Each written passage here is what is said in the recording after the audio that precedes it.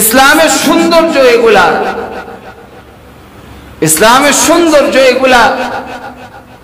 যে সম্পর্ক ছিন্ন করে তার সাথে সম্পর্ক জোড়া লাগাও, যে জুলুম করছে তাকে মাফ করে দাও, যে তোমাকে কষ্ট দিয়েছে তার প্রতি তুমি ইহসান করো। এগুলা ইসলামের সৌন্দর্য। আল্লাহ তাআলাও বলেন যে আদলে ইনসাফ কায়েম করো এবং ইহসান করো, মানুষের প্রতি দয়া করো। যে সম্পর্ক ছিন্ন করেছে তার সাথে তুমি সম্পর্ক জোড়া লাগাও। আদলে ইনসাফ কায়েম করা, যেই দেশে আদলে ইনসাফ কায়েম হয়, ইনসাফ প্রতিষ্ঠা হয়, ওই দেশে কোনোদিন দুর্ভিক্ষ দেখা যায় না। ইনসাফ যেই দেশে প্রতিষ্ঠা হয় তো আল্লাহ তাআলার আযাব আর গজব ওই দেশে অবতীর্ণ হয় না। ইনসাফ যেই দেশে প্রতিষ্ঠা হয় ওই দেশে পরস্পরের সংঘর্ষ বাজে না। ইনসাফ যেই দেশে প্রতিষ্ঠা হয় ওই দেশে একজন আরেকজনের উপর আক্রমণ করে না। ইনসাফ যেই দেশে প্রতিষ্ঠা হয় ওই দেশে মানুষ অন্যায় অবিচার করে না। ইনসাফ যেই দেশে প্রতিষ্ঠা হয় ওই দেশে অন্যায়ভাবে মানুষ একজনের মাল আরেকজন লুণ্ঠন করে খায় না। ইনসাফ যেই দেশে প্রতিষ্ঠা হয় ওই দেশে মানুষ অন্যায়ভাবে আরেকজনকে মিথ্যা মামলা দিয়ে ফাঁসিয়ে দেওয়ার চেষ্টা করে না। ইনসাফ যেই দেশে প্রতিষ্ঠা হয় ওই দেশে মানুষকে নির্বিচারে পাখির মতো গুলি করে মারতে পারে। ইনসাফ না থাকলে তখন ওই দেশে যা খুশি তাই করতে পারে। ঋষি চামার, কুলি, দিনমজুর, চাওয়ালা তারা হয়ে যেতে পারে আঙ্গুল ফুলে কলা গাছ। আর যারা ইস্টাবলিশড হওয়ার কথা, যারা সমাজের দায়িত্ব পালন করার কথা, যারা সমাজে নেতৃত্ব দেওয়ার কথা, যারা সমাজের মধ্যে মানুষকে গাইড দেওয়ার কথা, ওই সমস্ত মানুষগুলা নিষ্পেষিত হয়ে ওই সমস্ত মানুষগুলা নিঃশেষ হয়ে যায়। আর একদম নিম্ন শ্রেণীর মানুষগুলা আঙ্গুল ফুলে কলা গাছ। ইতিহাস সাক্ষী ইনসাফ কাকে বলে। হযরত ওমর ইবনে খাত্তাব রাদিয়াল্লাহু তাআলা আনহু ইনসাফ প্রতিষ্ঠা করেছেন। খোলাফায়ে রাশিদিন ইনসাফ প্রতিষ্ঠা করেছেন। হযরত ওমর ইবনে আব্দুল আজিজ ইনসাফ প্রতিষ্ঠা করেছেন। ওমর ইবনে আব্দুল আজিজের জামানায় ইনসাফ কেমন প্রতিষ্ঠা হয়েছে। বাঘ আর ছাগল এক ঘাটে পানি পান করছে, গোলাম চোখ দিয়ে পানি ছেড়ে দিছে। বলতেছে, খলিফাতুল মুসলিমিন আপনি কান্না করতেছেন কেন? ওয়েলকাম, আসেন আমাদের দেশে, আপনাকে স্বাগত, আসেন, আপনি নামেন, আপনার জন্য সুন্দর ব্যবস্থাপনা আছে, আপনার রেস্টের জন্য সুন্দর ব্যবস্থা আছে, থাকা খাওয়ার জন্য আপনার সুন্দর ব্যবস্থা আছে, আসেন, আপনার সাথে আমরা চুক্তি করব। গোলাম চোখের পানি ছেড়ে দিয়ে বলে, তোমরা আমাকে আমিরুল মুমিনিন ভাবতেছ, প্রকৃতপক্ষে আমি আমিরুল মুমিনিন না। যিনি উটের রশি ধরে টানতেছেন, যার হাতে উটের রশি, তিনি হলেন আমিরুল মুমিনিন। আমি আমিরুল মুমিনিন না। জেরুজালেমের বাদশা সহ যত মানুষ ছিল ওই মানুষগুলা দেখে আমিরুল মুমিনিনের হাতে রশি, খাদেমকে জিজ্ঞেস করে, গোলামকে জিজ্ঞেস করে, আমিরুল মুমিনিনের হাতে রশি কেন, আর তুমি উপরে কেন? তখন গোলাম বলে, হযরত ওমর ইবনে খাত্তাব রাদিয়াল্লাহু তাআলা আনহু তিনি রাস্তার মধ্যে বলছেন, আল্লাহ তাআলা আমাকে ইনসাফ প্রতিষ্ঠা করার জন্য পাঠাইছেন। রাসূলের নির্দেশ, আল্লাহর নির্দেশ। ইনসাফ প্রতিষ্ঠা করা, ইনসাফ কায়েম করা, এটা আল্লাহ তাআলার হুকুম, রাসূলের সুন্নাহ। এই জন্য তিনি 5 মাইল রশি ধরে টানছেন আর আমি 5 মাইল রশি ধরে টানছি ইনসাফ প্রতিষ্ঠা করার জন্য, ইনসাফ কায়েম করার জন্য। যখন আমরা জেরুজালেম আসার আর 5 মাইল আছে, তখন আমি বললাম, আমিরুল মুমিনিন আপনি উটের রশিটা আমার হাতে দেন আর আপনি উপরে বসেন। আমিরুল মুমিনিন বললেন, না, এটা ইনসাফ হবে না। ইনসাফ তো এটাই হোক জেরুজালেমের বর্ডারে আমার হাতে উঠে রশি, তাতে কোনো যায় আসে না। যুগে যুগে আল্লাহ তাআলা বিভিন্ন দেশে রাজা, বাদশাহ, হাকিম আল্লাহ নির্বাচন করেছেন, যারা আদল ও ইনসাফ, ন্যায় প্রতিষ্ঠা করেছে। তো আল্লাহ তাআলা তাদেরকে সমাজের মাঝে দামি এবং সম্মানিত করেছেন। আর যারা আদল ও ইনসাফ কায়েম করে নেই, জুলুম, নির্যাতন, নিপীড়ন করেছে, আল্লাহ তাআলা তাদেরকে সমাজের মাঝে, জাতির কাছে অপমানিত, অপদস্থ করেছেন। আল্লাহ তাআলা ইনসাফ করার জন্য নির্দেশও দিয়েছেন। যারাই রাজা, বাদশাহ হবে, হাকিম হবে, বিচারক হবে, তারা যেন আদেল হয়, ইনসাফগার হয়। জনসাধারণের উপর যেন তারা ইনসাফ করে, সমাজের মাঝে যেন তারা ইনসাফ প্রতিষ্ঠা করে। আল্লাহ তাআলা ইনসাফ করার জন্য নির্দেশও দিয়েছেন। হযরত ওসমান ইবনে মাযউন রাদিয়াল্লাহু তাআলা আনহু, ইতিহাসের পাতায় দুইজন ওসমান আছে, দুজনেরই নামই স্বর্ণ অক্ষরে লেখা আছে। একজন হলো ওসমান ইবনে আফফান, ওসমান গনি রাদিয়াল্লাহু তাআলা আনহু। আরেকজন হলো ওসমান ইবনে মাযউন। দুজনেরই বৈশিষ্ট্য আছে। ইতিহাসের পাতায় দুজনের নামে উল্লেখ রয়েছে। ওসমান ইবনে আফফানের বিশেষ কিছু বৈশিষ্ট্য ছিল, অর্থাৎ ওসমান গনি রাদিয়াল্লাহু তাআলা আনহু, যিনি রাসূল পাক সাল্লাল্লাহু আলাইহি ওয়াসাল্লামের জামাতা ছিলেন। এক কন্যার জামাতা না, দুই কন্যার জামাতা ছিলেন। রাসূল দুইজন মেয়ে, দুইজন কন্যা রাসূলের ওসমান ইবনে আফফানের কাছে বিবাহ দিয়েছিলেন। দুজন ইন্তেকাল করেছে। রাসূল বলেছিলেন, যদি আমার আরো একটি কন্যা থাকতো, আমি ওসমানের কাছে আমার ওই কন্যাটাও বিবাহ দিতাম। তাকে বলা হয় জিন্নুরাইন, দুই নূরের অধিকারী, অর্থাৎ রাসূলের দুই কন্যা বিবাহ করেছে বিদায় তাকে জিন্নুরাইন বলা হয়। তার আরো বৈশিষ্ট্য আছে। সবচাইতে বেশি তিনি খেলাফতের দায়িত্ব পালন করেছেন। তিনি কোরআনে পাক তেলাওয়াত অবস্থায় শাহাদাত বরণ করেছেন। ইসলামের যখনই দুর্ভিক্ষ দেখা দিত ইসলামের যুগে, তো ওসমানের মাল দ্বারা আল্লাহ তাআলা অনেক ক্ষেত্রে দুর্ভিক্ষ দূর করে দিয়েছেন। ওসমান ইবনে আফফান। আরেকজন হলো ওসমান ইবনে মাযউন। তারও বৈশিষ্ট্য আছে। ওসমান ইবনে মাযউনের সর্বপ্রথম জান্নাতুল বাকিতে, হিজরতের পরে সর্বপ্রথম জান্নাতুল বাকিতে যার কবর হয়েছে তিনি হলেন ওসমান ইবনে মাযউন।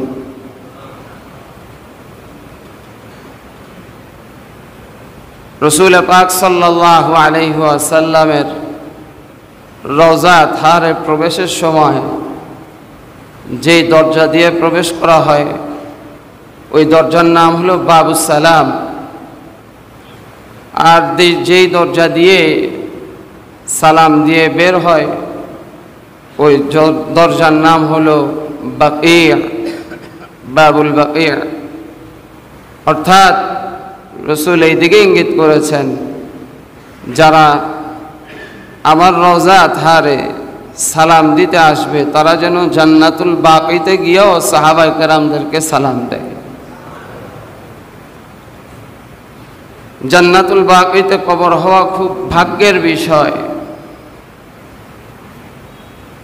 ইমাম মালিক রহমতুল্লাহ আলাইহির কবর জান্নাতুল বাকিতে, শাইখুল হাদিস জাকারিয়া রহমতুল্লাহ আলাইহির কবর জান্নাতুল বাকিতে, বহু সাহাবায়ে কেরামের কবর জান্নাতুল বাকিতে, এবং অনেক ওলি আউলিয়া গাউস কুতুবের কবর জান্নাতুল বাকিতে রয়েছে।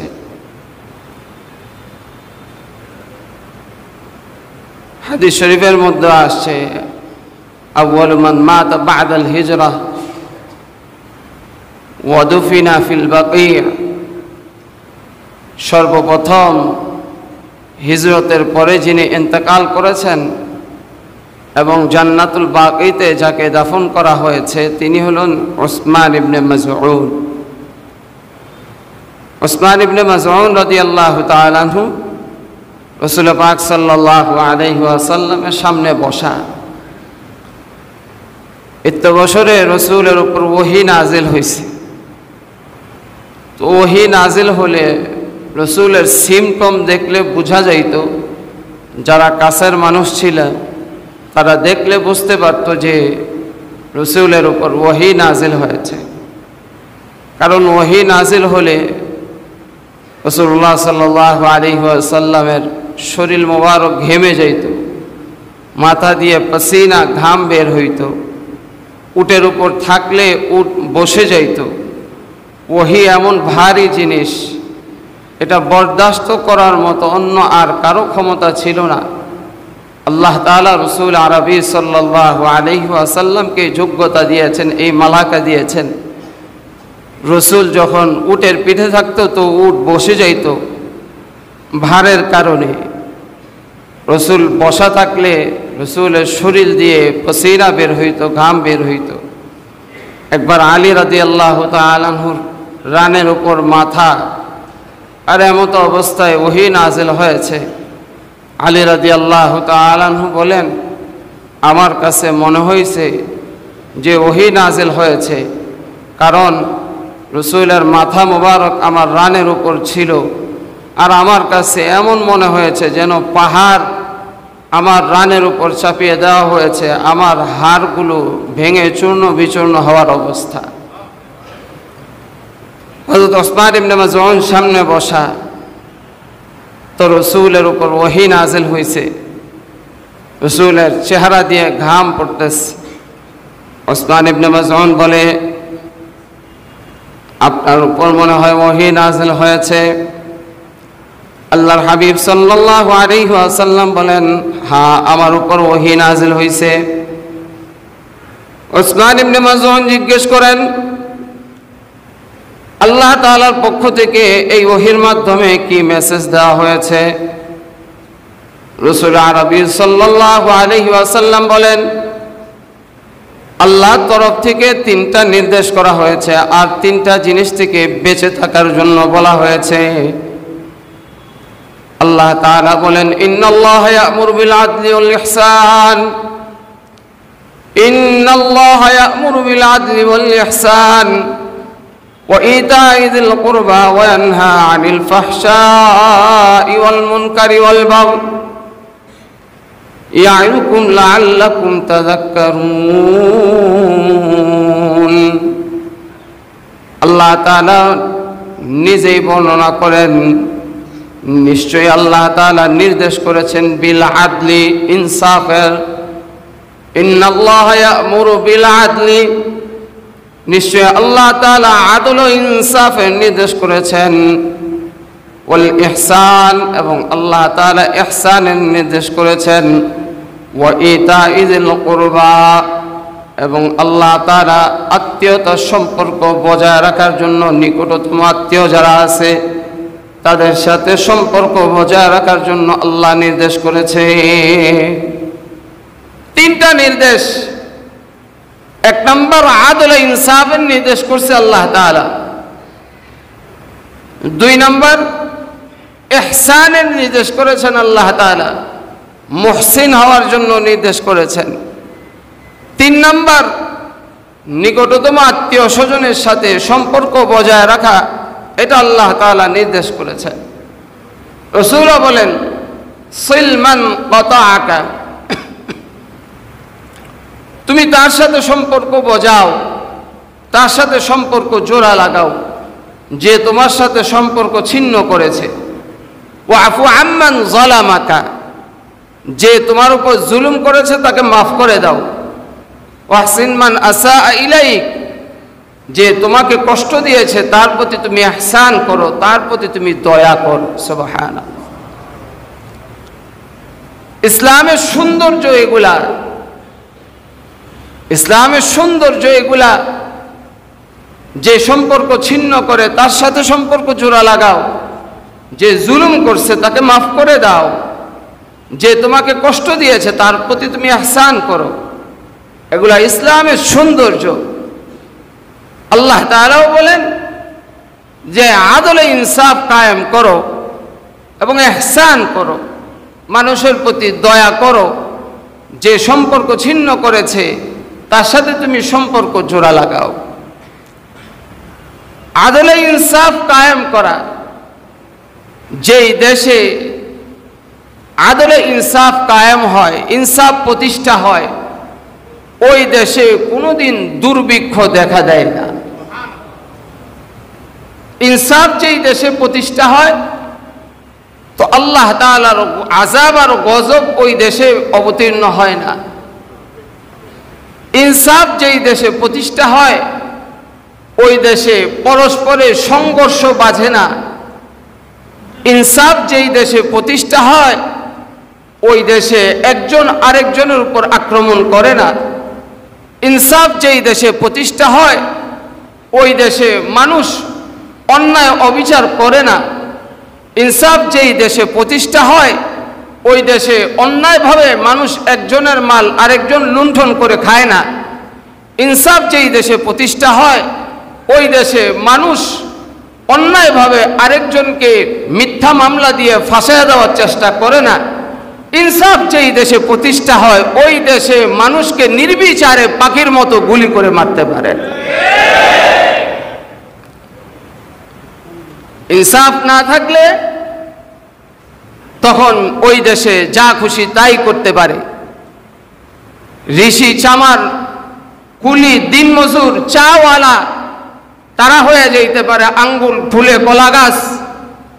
আর যারা ইস্টাবলিশড হওয়ার কথা, যারা সমাজের দায়িত্ব পালন করার কথা, যারা সমাজে নেতৃত্ব দেওয়ার কথা, যারা সমাজের মধ্যে মানুষকে গাইড দেওয়ার কথা, ওই সমস্ত মানুষগুলা নিষ্পেষিত হয়ে ওই সমস্ত মানুষগুলা নিঃশেষ হয়ে যায়। আর একদম নিম্ন শ্রেণীর মানুষগুলা আঙ্গুল ফুলে কলা গাছ হয়ে যায়, যেটা বিগত সময় আমরা দেখছি। কোনো আদলে ইনসাফ এই দেশে ছিল না। ইনসাফ বলতে কিছুই ছিল না। ইনসাফ না থাকার কারণে যেইভাবে খুশি ওইভাবেই যার যার মতো করে চলছে। ইতিহাস সাক্ষী ইনসাফ কাকে বলে। হযরত ওমর ইবনুল খাত্তাব রাদিয়াল্লাহু তাআলা আনহু ইনসাফ প্রতিষ্ঠা করেছেন। খোলাফায়ে রাশিদিন ইনসাফ প্রতিষ্ঠা করেছেন। হযরত ওমর ইবনে আব্দুল আজিজ ইনসাফ প্রতিষ্ঠা করেছেন। ওমর ইবনে আব্দুল আজিজের জামানায় ইনসাফ কেমন প্রতিষ্ঠা হয়েছে। বাঘ আর ছাগল এক ঘাটে পানি পান করছে ইনসাফ করার কারণে। যখন মানুষের মাঝে ইনসাফ কায়েম হয় তখন সেটার প্রভাব পশু পাখির উপরেও পড়ে।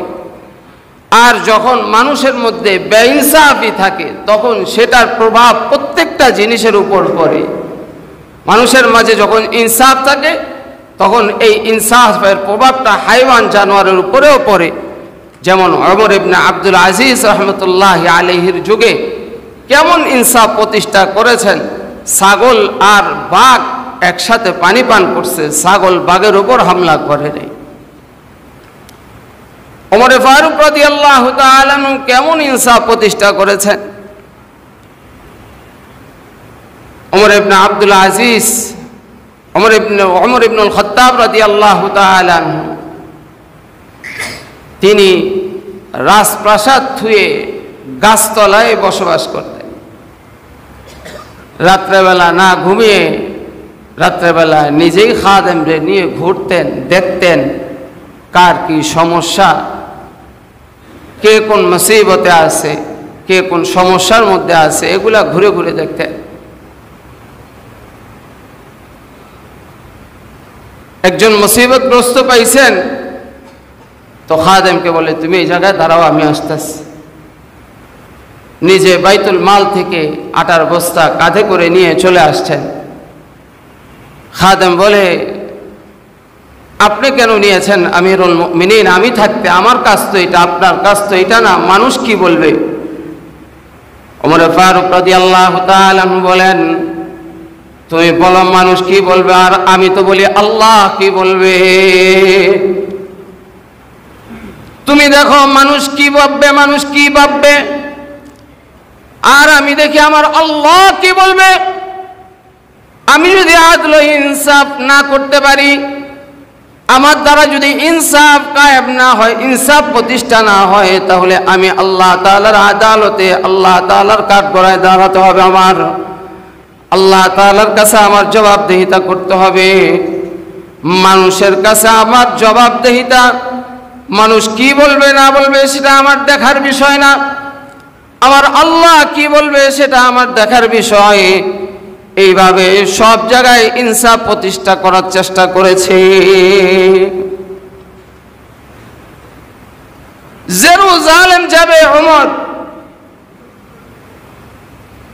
বাইতুল মুকদ্দাস মসজিদে আকসা উদ্ধার করার জন্য যাবে। ওমর ফারুক রাদিয়াল্লাহু তাআলা আনহু একজন খাদেম নিয়েছেন, একটা উট আর একজন খাদেম। ওমর রাদিয়াল্লাহু তাআলা আনহু মরুভূমি পাড়ি দিচ্ছেন। খাদেমকে বলে, খাদেম তুমি এখন উটের উপর ওঠো আর আমি রশি টানি। খাদেম বলে, আমিরুল মুমিনিন এটা কিভাবে সম্ভব?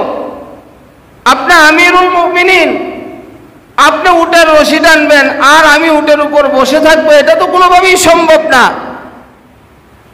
ওমর বলেন, আমি যেটা বলছি সেটা করতে হবে তোমাকে।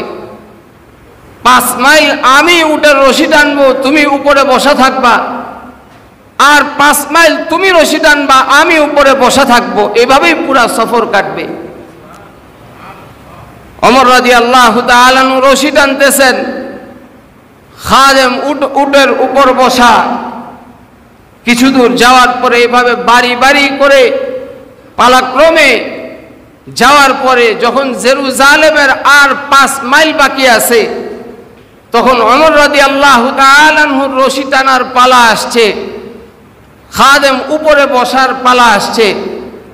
খাদেম বলে, আমিরুল মুমিনিন এই কাজটা আপনি করেন না, কারণ জেরুজালেমের বাদশাহ দেখবে আপনি আমিরুল মুমিনিন হয়ে আপনি উটের রশি টানছেন, আপনার ইজ্জতের বিষয় আছে। ওমর বলেন, আমি যেটা বলছি সেটাই করো, মানুষের ইজ্জতের দরকার নাই। আমার আল্লাহ তাআলার কাছে আমি যদি ইনসাফ করে যেতে পারি সেটাই আমার দেখার বিষয়। মানুষ কি বললো না বললো সেটা আমার দেখার বিষয় না। জনগণ যদি, রাষ্ট্রপ্রধানরা যদি এটাই মনে করত, বাংলাদেশে আমরা বিভিন্ন সময় দেখেছি জালেম গোষ্ঠী আসে, যদি এটাই মনে করত ইনসাফ কায়েম করতে চাই, ইনসাফ প্রতিষ্ঠা করতে চাই, তাহলে সোনার বাংলা হওয়ার জন্য আজকে 52 বছর লাগতো না, বহু আগেই সোনার বাংলা হয়ে যেত। যেই আসে শুধু নিজের পেট ভরার জন্য চেষ্টা করে।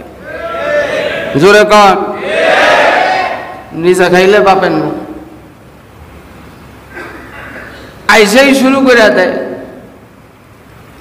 আমরা আর এই নৈরাজ্যের বাংলাদেশ দেখতে চাই না, আর এই টেন্ডারবাজির বাংলাদেশ দেখতে চাই না, আমরা আর এই সমস্ত প্রচাগান্ডা বাংলাদেশ দেখতে চাই না। ইনসাফ প্রতিষ্ঠা হোক, এটাই আমরা চাই।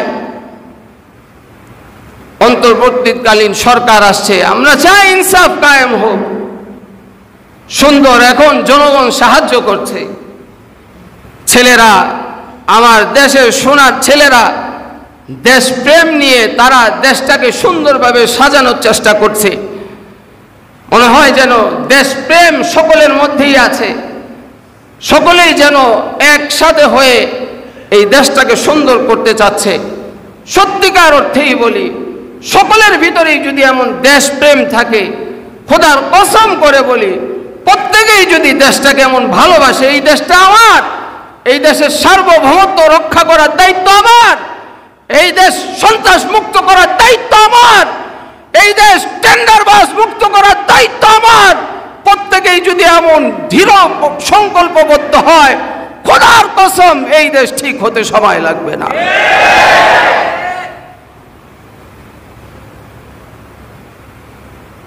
কিন্তু আগের থেকে উৎপাইতা পয়সা থাকে,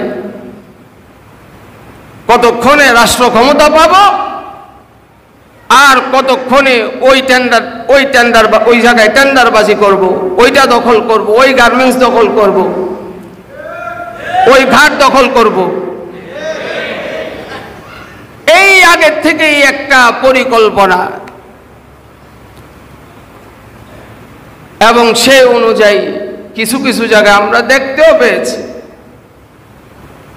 5 তারিখের পরে, 5 তারিখ না যেতেই 6 তারিখ থেকে শুরু হয়ে গেছে, অমুক জায়গায় চাঁদাবাজি, অমুক জায়গায় ছিনতাই, অমুক জায়গায় ডাকাতি, বিভিন্ন জায়গায় জায়গায় রাস্তায় রাস্তায় ছিনতাই, চুরি, ডাকাতি শুরু হয়ে গেছে। অনেকে নাম ভাঙ্গায়া, অমুক দলের নাম ভাঙ্গায়া, অমুক দলের নাম ভাঙ্গায়া মানুষের থেকে চাঁদাবাজি করা শুরু করছে। কিন্তু যাদের নাম ভাঙ্গায়া বলতেছে, তারাও কঠোরভাবে বলতেছে, আমাদের নাম ভাঙ্গায়া যদি কেউ বলে তাহলে তাদেরকে কঠোর হস্তে দমন করবে। সকলের ভিতরে যদি দেশপ্রেম থাকে, তাহলে দেশে ইনসাফ কায়েম হতে বেশি দিন সময় লাগবে না। ওমর ফারুক রাদিয়াল্লাহু তাআলা আনহু রশি টানতেছেন জেরুজালেমের বর্ডারের কাছাকাছি। যখনই বর্ডারের কাছাকাছি চলে গেছেন, জেরুজালেমের লোকগুলো আসছে, এসে তখন উটের পিঠে যিনি বসা, গোলাম বসা, গোলামকে বলতেছে, জাহাপনা আপনি নামেন, খলিফাতুল মুসলিমিন আপনি নামেন। গোলাম চোখ দিয়ে পানি ছেড়ে দিছে, বলতেছে, খলিফাতুল মুসলিমিন আপনি কান্না করতেছেন কেন? ওয়েলকাম, আসেন, আমাদের দেশে আপনাকে স্বাগত, আসেন, আপনি নামেন, আপনার জন্য সুন্দর ব্যবস্থাপনা আছে, আপনার রেস্টের জন্য সুন্দর ব্যবস্থা আছে, থাকা খাওয়ার জন্য আপনার সুন্দর ব্যবস্থা আছে, আসেন, আপনার সাথে আমরা চুক্তি করব। গোলাম চোখের পানি ছেড়ে দিয়ে বলে, তোমরা আমাকে আমিরুল মুমিনিন ভাবতেছ, প্রকৃতপক্ষে আমি আমিরুল মুমিনিন না। যিনি উটের রশি ধরে টানতেছেন, যার হাতে উটের রশি, তিনি হলেন আমিরুল মুমিনিন। আমি আমিরুল মুমিনিন না। জেরুজালেমের বাদশাহ সহ যত মানুষ ছিল, ওই মানুষগুলা দেখে আমিরুল মুমিনিনের হাতে রশি, খাদেমকে জিজ্ঞেস করে, গোলামকে জিজ্ঞেস করে, আমিরুল মুমিনিনের হাতে রশি কেন, আর তুমি উপরে কেন?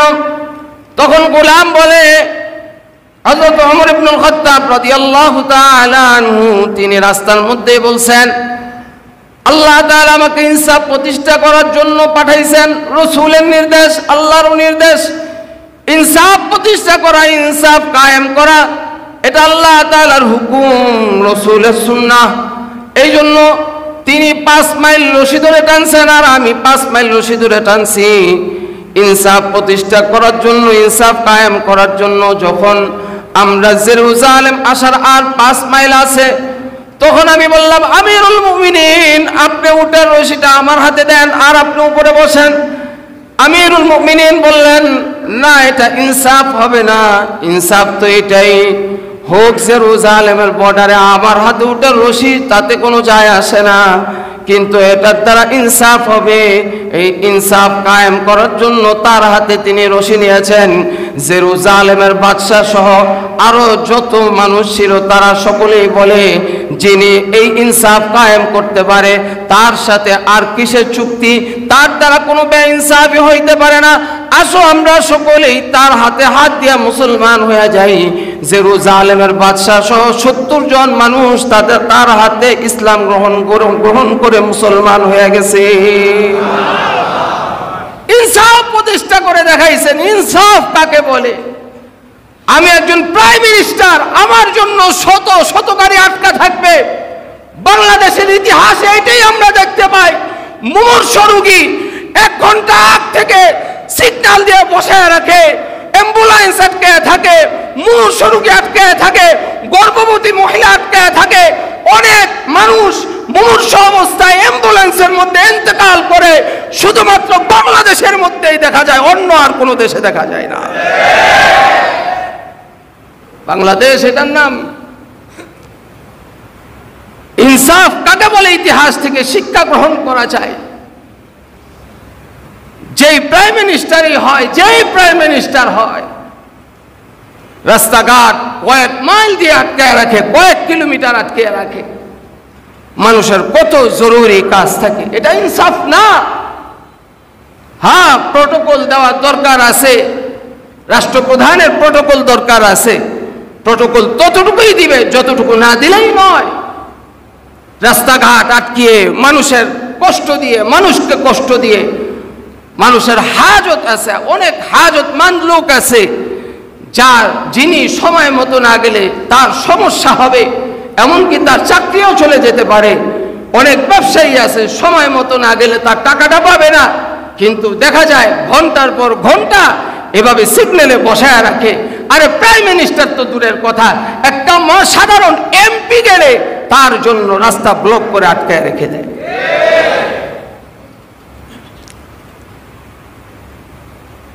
আমরা এই সমস্ত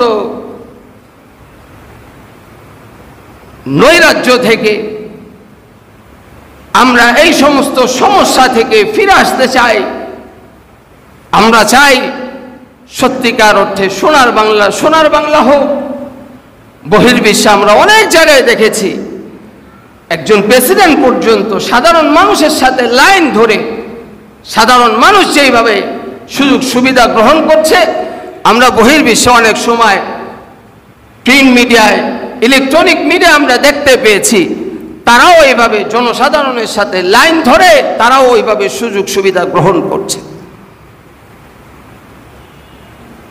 একটা দেশ, সারা বিশ্বে একটাই দেশ, যেই দেশে যত অসম্ভব জিনিস সম্ভব। কথা কোন? যত অসম্ভব আছে সব সম্ভব এই দেশ। একজনের 3টা ন্যাশনাল আইডি কার্ড রাখা সম্ভব বাংলাদেশ। একজনের 5টা পাসপোর্ট রাখা সম্ভব বাংলাদেশ। একজনের অনেকগুলো গাড়ি নিজের নামে রাখা সম্ভব, এটা বাংলাদেশ। সব সম্ভাবনাময় বাংলাদেশ এটা। কিন্তু জনসাধারণ চায় এই সমস্ত কুকুরটি থেকে বেঁচে থাকতে। জনসাধারণ চায় সমাজের মধ্যে ইনসাফ প্রতিষ্ঠা হোক, ইনসাফ কায়েম হোক। ইসলাম আমাদেরকে শিক্ষা দিয়েছেন ইনসাফ কাকে বলে, ইনসাফ কিভাবে প্রতিষ্ঠা করতে হয়। যদি সমাজে ইনসাফ প্রতিষ্ঠা করতে হয় তাহলে ইসলামী শাসনের বিকল্প কিছু নাই। ইসলামী শাসন যদি দেশের মধ্যে কায়েম হয় তাহলেই একমাত্র শুধুমাত্র সম্ভব দেশের মধ্যে ইনসাফ কায়েম করা। তো আল্লাহ তাআলা নির্দেশ দিয়েছেন, তিনটা জিনিসের নির্দেশ দিয়েছেন। ইন্নাল্লাহা ইয়া'মুরু বিল আদলি ওয়াল ইহসান, এক নম্বর নির্দেশ আল্লাহ তাআলার, এক নম্বর নির্দেশ আল্লাহ তাআলার, ইন্নাল্লাহা ইয়া'মুরু বিল আদলি ওয়াল ইহসান। আল্লাহ তাআলা বলেন ইনসাফ কায়েম করা, ইনসাফ কায়েম করার নির্দেশ দিয়েছেন। ওয়াল ইহসান, আল্লাহ তাআলা ইহসান প্রতিষ্ঠা করার জন্য, ইহসান করার জন্য, দয়া করার জন্য আল্লাহ নির্দেশ দিয়েছেন। ওয়া ইতাই যিল কুরবা, আল্লাহ তাআলা আত্মীয়তা সম্পর্ক বজায় রাখার নির্দেশ দিয়েছেন। আর তিনটা জিনিসের নিষেধ করেছেন আল্লাহ তাআলা। ওয়ানহা আনিল ফাহশাই ওয়াল মুনকারি ওয়াল বাগই, আল্লাহ ফাহিশা কাজ থেকে বাঁচার জন্য নির্দেশ দিয়েছেন, মুনকার অপছন্দনীয় কাজ থেকে বাঁচার জন্য আল্লাহ নির্দেশ দিয়েছেন। ওয়াল বাগই, আল্লাহ তাআলা বাগাওয়াতি, রাষ্ট্রদ্রোহিতা, দেশদ্রোহিতা করার থেকে আল্লাহ তাআলা নিষেধ করেছে। হযরত ইবনে আব্বাস রাদিয়াল্লাহু আনহুমা তিনি বলেন, ইন্নাল্লাহা ইয়া'মুরু বিল আদল, আদল বামানা আল্লাহ তাআলার সাথে শিরিক না করা, অর্থাৎ যে শিরিক না করবে, গায়রুল্লাহ শিরিক, গায়রুল্লাহর সাথে আল্লাহর সাথে গায়রুল্লাহকে শিরিক না করবে। দুই নাম্বার ওয়াল ইহসান, এবং হুকুকুল্লাহ, আল্লাহ তাআলার হকগুলি আদায় করা। তিন নাম্বার ওয়া ইতাই যিল কুরবা, হুকুকুল ইবাদ যা আছে, হুকুকুল ইবাদ গুলো এইগুলা পালন করা। এই তিনটা জিনিসের সমন্বয় যদি হয়ে যায় তাহলেই ওই দেশে ইনসাফ কায়েম করা সম্ভব। আল্লাহ তাআলা আমাদের সকলকে দেশপ্রেম, এই দেশের ভালোবাসা, এই দেশের সার্বভৌমত্ব রক্ষা করার তৌফিক দান করেন, এবং দেশে আল্লাহ তাআলা যাদেরকে আনবেন এরা যেন ইনসাফগার হয়, এরা যেন ইনসাফগার হয়, ইনসাফ প্রতিষ্ঠা করনেওয়ালা হয়। আল্লাহ তাআলা তাদেরকে ওই তৌফিক দান করেন। আমিন। ওয়া আখিরু দাওয়ানা।